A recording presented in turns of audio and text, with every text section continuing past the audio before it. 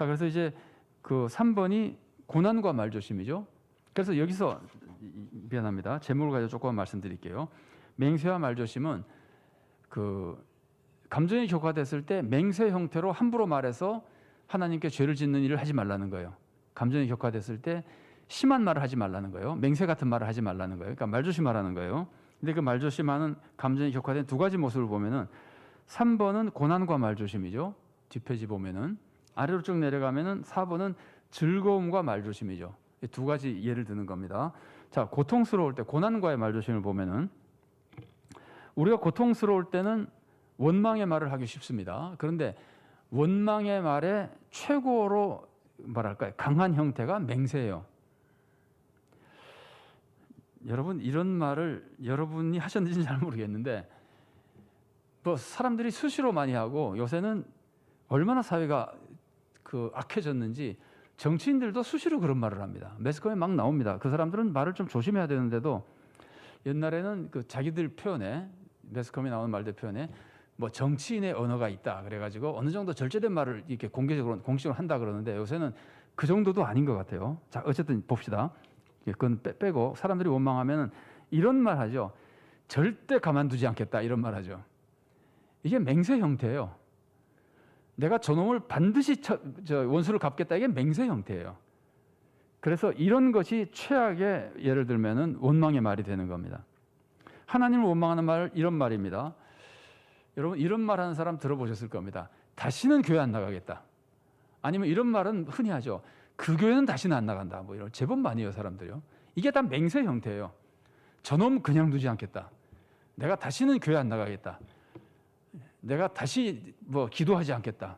하나님을 내가 다시는 찾지 않겠다. 이게 전부 맹세 형태예요. 그러니까 이거를 하지 말라는 거예요. 고난 속에서 맹세하지 말라고 하는 것은 고난의 감정이 격해져 가지고 나오는 잘못된 말, 그 말을 하지 말라는데 그것의 이제 극치가 맹세 형태입니다. 그래서 이제 반고로 2번 보겠습니다. 맹세하지 말라고 할 때 감정에 따라서 맹세하기 쉬울 때 원망의 맹세, 믿음을 포기하는 말의 맹세 이런 것들을 다 절제하고 그런 말을 하지 말라는 거예요. 그래서 오늘 본문이 말하는 게 뭐죠? 원망스러운 일이 있을 때 맹세하지 말고 뭘 하라고요?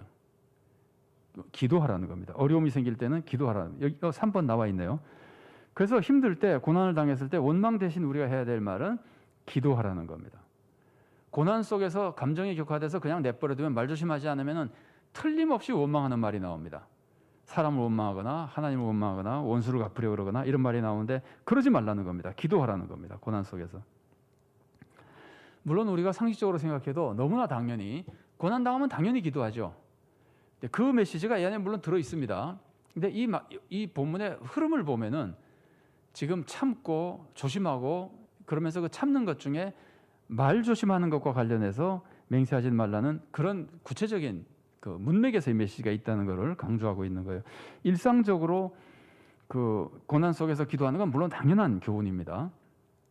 그런데 여기서는 특별히 맹세하거나 앞에 맹세하지 말라니 나와 있기 때문에 12절에 맹세하거나 원망의 잘못된 말을 쓰지 않고 오히려 기도하라는 겁니다. 자, 그 13절 상반절 적어놓은 거 읽어드리겠습니다. 너희 중에 고난당하는 자가 있느냐? 그는 기도할 것이요. 자, 그래서 고난을 해결하기 위한 기도를 어떻게 해야 되느냐 하는 것은 14절, 15절에 다시 나오니까 그때 살펴보겠습니다. 고난의 시험에서 제일 어려운 것은 원망이 나오는 거거든요. 그러니까 원망하는 마음이 있을 때 기도하라는 거거든요. 그러면 기도하면은 원망하는 마음을 이겨낼 수 있습니다. 여러분, 요거를 잘 보세요. 자, 원망하는 마음이 생겼다고 하는 것은 외형적으로 어려운 일이 생긴 거죠. 제가 이렇게 하겠습니다. 이게 외형적으로 어려움이에요. 외형적인 어려움이에요. 그럼 내 마음에 원망하는 마음이 생겼어요. 그럼 기도하면 어떻게 될까요? 기도하면은 외형적인 것도 없어질 수 있지만 외형적인 것이 안 없어져도 내적으로 하는 원망의 마음은 없어질 수 있습니다. 어느 게 더 중요할까요?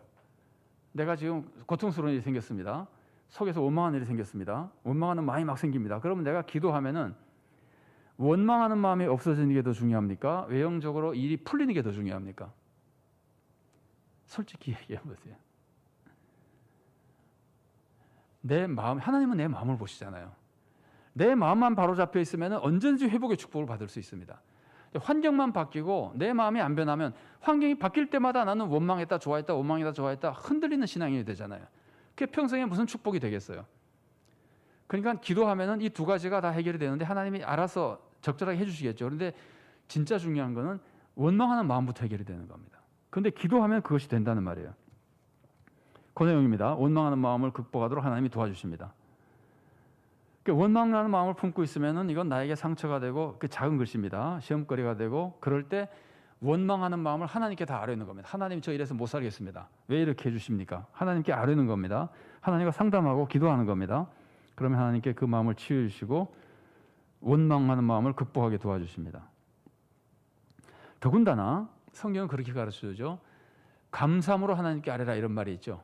그런 것처럼 빌립보서 4장 6절에 7절에 나온 말씀인데 제가 본문을 인용해 놓지 않았습니다. 그 앞에 설명만 드리겠습니다. 고난을 당하면은 고난 속에서도 원망을 참고 이겨내고 의지를 가지고 고난도 선이 될 것으로 믿고 감사하는 마음으로 하나님께 기도하면 하나님이 평강을 주신다 그래요.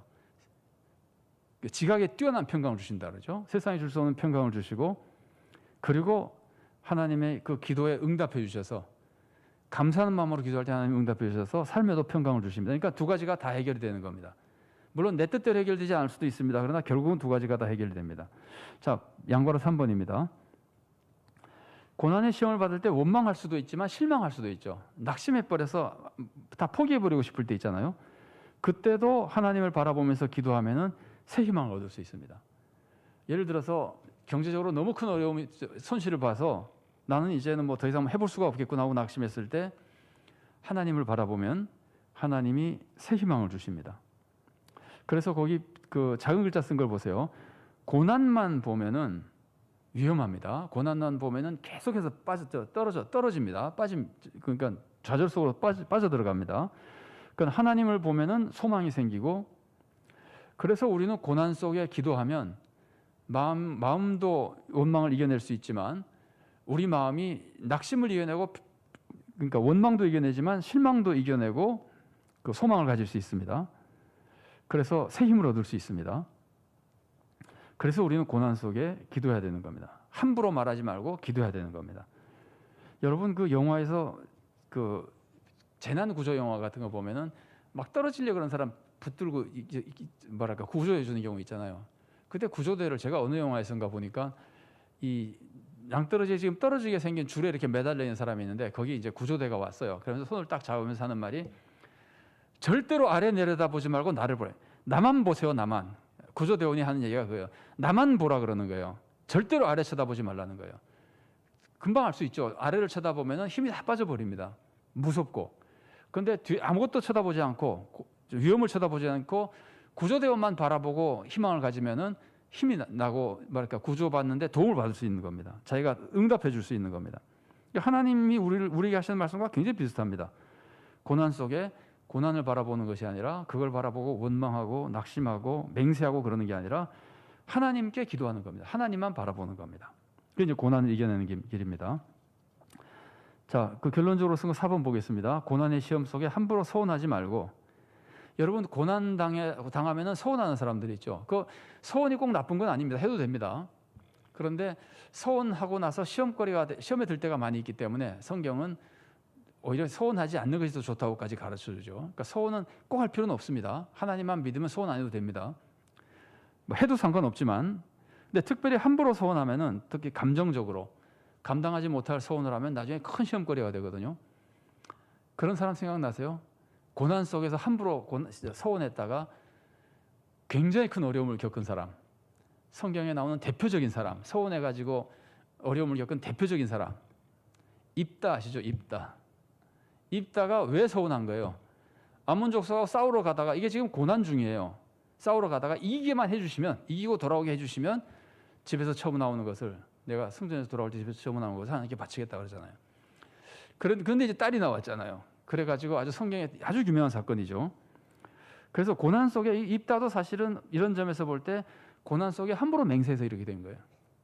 고난 속에 그냥 기도만 하면 되는데 우리가 뭐 그 상황이 어려운 상황이 됐기 때문에 잘한 것 같지는 않은데 그렇다고 남을 함부로 판단할 수는 없습니다만 오늘 본문이 가르쳐주는 본질은 고난 속에 맹세하지 말고 기도하라는 거예요.